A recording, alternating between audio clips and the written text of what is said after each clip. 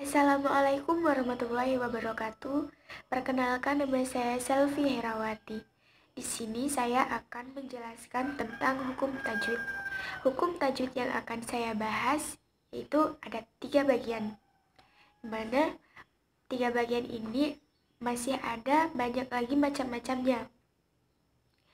Nah, yang akan saya bahas 3 bagian ini adalah yang pertama hukum nun sukun atau tanwin. Yang kedua, hukum mad. Yang ketiga, hukum idgham. Baik, yang pertama kita akan membahas tentang hukum nun sukun atau tanwin. Hukum nun sukun atau tanwin sendiri ada 5 macamnya atau ada 5 bagian. Yang pertama ada idhar, yang kedua ada idgham bil gunnah, yang ketiga ada idgham bila gunnah, yang keempat ada iqlab, yang kelima ada ikhfa. Nah, dari 5 bagian ini yang pertama kita akan membahas tentang izhar. Hukum bacaan izhar adalah membaca huruf nun sukun atau tanwin dengan jelas dan terang atau tanpa dengung apabila bertemu dengan 6 huruf-huruf izhar. 6 huruf-huruf izhar ini apa saja? 6 huruf izhar ini antara lain ada hamzah, ada ha, kho, ain, ghain, dan ha. Nah, contoh bacaan izhar yaitu an-amna, yanha, al-anharu, yanhauna, wal munkhoniqatu. Nah, yang selanjutnya yaitu tentang idgham bi gunnah atau dengan dengung. Idgham bil gunnah ialah nun sukun atau tanwin bertemu dengan salah satu huruf 4. Yaitu huruf idgham bil gunnah ini apa saja? Ada ya, nun, mim, dan waw atau disingkat dengan yanmu. Nah, contoh dari idgham bil gunnah ini adalah faman ya'mal innafa'ati mimma'in miwaliyin. Yang selanjutnya yaitu idgham bila gunnah atau cara membacanya tanpa dengung. Idgham bila gunnah adalah hukum tajwid yang terjadi apabila nun sukun atau tanwin bertemu dengan salah satu huruf lam dan ro. Nah, contohnya yaitu miladunka. Nah, hukum nun sukun atau tanwin yang selanjutnya yaitu iqlab. Iqlab adalah salah satu hukum bacaan yang digunakan ketika nun sukun atau tanwin bertemu dengan huruf ba. Ingat, huruf iqlab itu cuma ada satu, yaitu ba. Contoh bacaannya yaitu yumbitu jaza'am bima. Yang kelima yaitu ikhfa. Ikhfa merupakan hukum tajwid yang terjadi apabila nun sukun atau tanwin bertemu dengan salah satu huruf ikhfa yang berjumlah 15. Huruf ikhfa ini antara lain ta, ta, ja, za, dal, za, sa, sha, shod, dot, to, zo, fa, ko, ka. Nah, contoh dari bacaan ikhfa yaitu min fablihi min kulli makanin. Hukum tajwid selanjutnya yang akan kita bahas yaitu idgham. Idgham adalah berpadu atau bercampur antara 2 huruf atau memasukkan satu huruf ke dalam huruf yang lain. Idgham sendiri terdapat 3 jenis, yaitu yang pertama idgham mutamasilain, idgham mutajanisain, dan idgham mutaqaribain.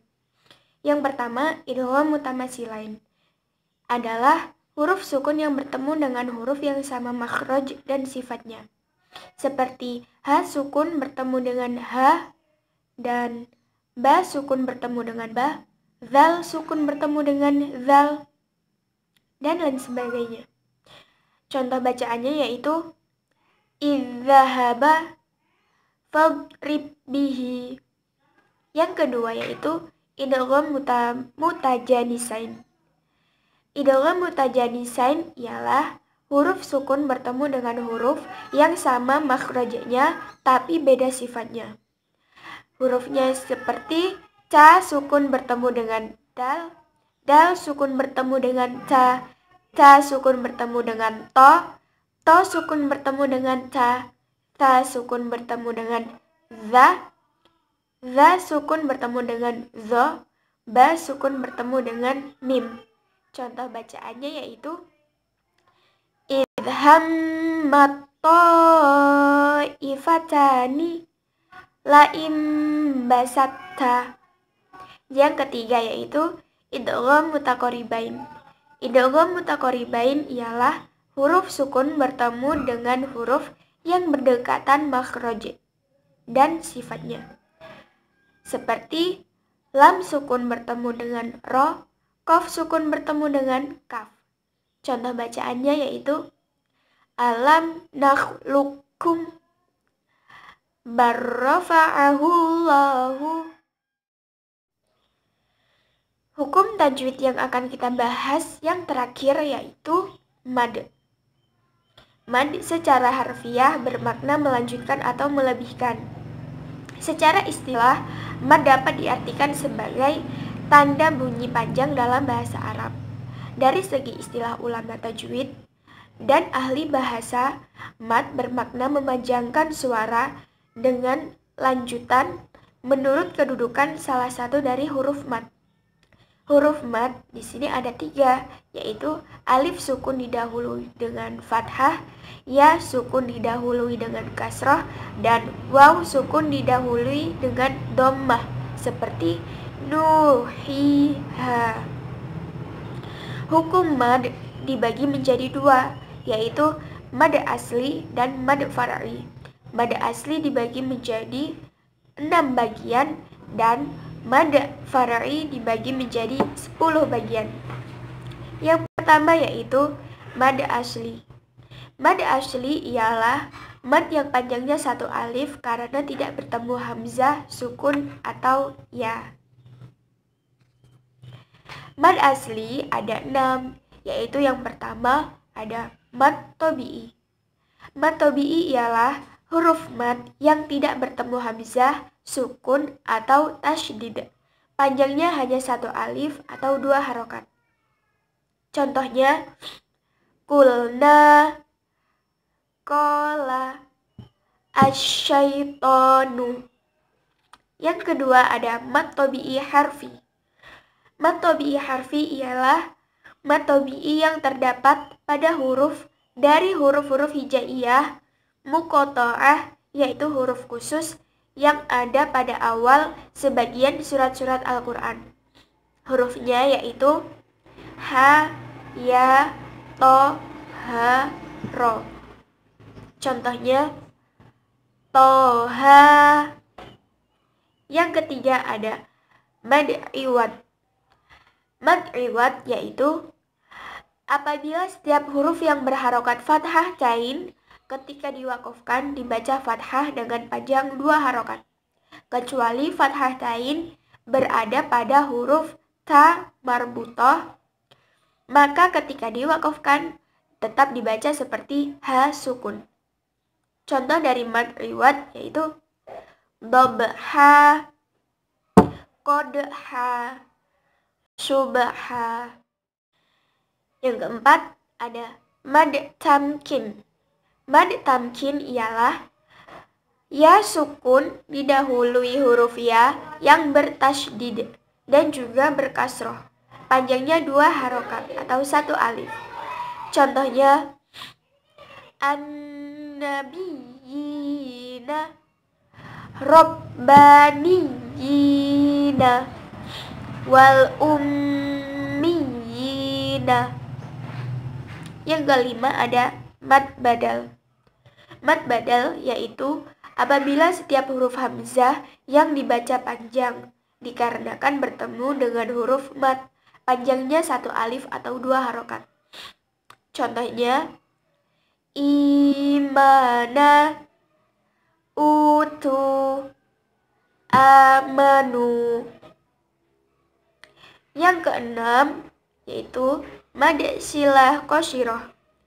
Mad silah qasirah yaitu apabila terdapat ha dhamir kata ganti orang ketiga berada sesudah huruf yang berharokat atau huruf hidup. Cara membacanya yaitu dengan 1 alif atau 2 harokat. Contohnya wala ya'utuhu hifdzuhuma. Nah, yang kedua yaitu mad far'i. Mad far'i ialah mad yang panjangnya lebih dari 1 alif atau 2 harokat karena bertemu hamzah, sukun, atau tasydid. Mad far'i ada 10. Yang pertama yaitu mad wajib muttasil. Mad wajib muttasil ialah huruf mad yang bertemu hamzah dalam 1 kalimat. Panjangnya 2,5 alif atau 5 harokat. Contohnya as-samai, sya'a. Yang kedua ada mad jaiz munfasil. Mad jaiz munfasil adalah huruf mad yang bertemu hamzah di lain kalimat, panjangnya 2,5 alif atau 5 harokat.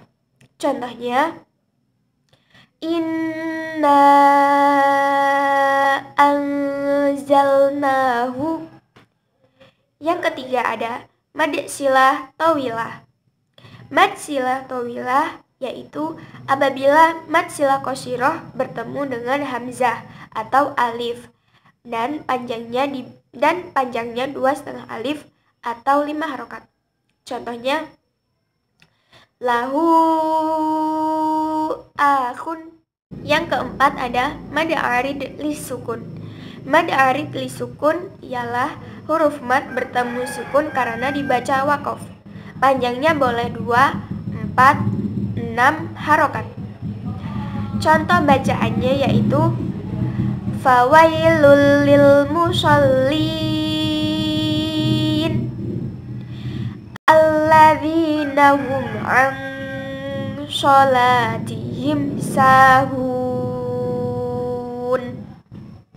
Yang kelima ada madlin. Madlin ialah waw sukun atau ya sukun yang didahului fathah bertemu sukun karena waqaf. Panjangnya boleh 2, 4, atau 6 harokat. Contohnya yaitu al-bait, yaum, an-naum. Yang keenam mad lazim kilmi mukhaffaf. Ialah huruf mad bertemu sukun asli dalam 1 kalimat. Panjangnya 3 alif atau 6 harokat. Contohnya al-ana wa qad kuntum bihi tastarjilun. Yang ketujuh ada mad lazim kilmi mutsaqqal. Mad lazim kilmi mutsaqqal ialah huruf mad bertemu tasydid dalam 1 kalimat. Panjangnya 3 alif atau 6 harokat. Contohnya kaffah, al-haqqah. Yang kedelapan yaitu mad lazim harfi mukhaffaf. Ialah huruf mad bertemu sukun dalam huruf. Panjangnya 3 alif atau 6 harokat. Contohnya shod, qaf, hamim. Yang kesembilan ada mad lazim harfi mutsaqqal. Mad lazim harfi mutsaqal ialah huruf mad bertemu sukun yang dibaca idgham dalam huruf. Panjangnya 3 alif atau 6 harokat. Contoh bacaannya: alif lam mim. Yang ke-10 ada mad farq, yaitu terjadi apabila jika bacaan mad hanya untuk membedakan antara pertanyaan atau bukan. Panjangnya 3 alif atau 6 harokat. Contoh bacaannya yaitu Qul az-zakaraini Allahu. Baiklah teman-teman, itu tadi penjelasan saya mengenai hukum tajwid. Semoga video ini bisa bermanfaat untuk kalian semua yang melihatnya atau yang menontonnya. Sekian dari saya. Wassalamualaikum warahmatullahi wabarakatuh.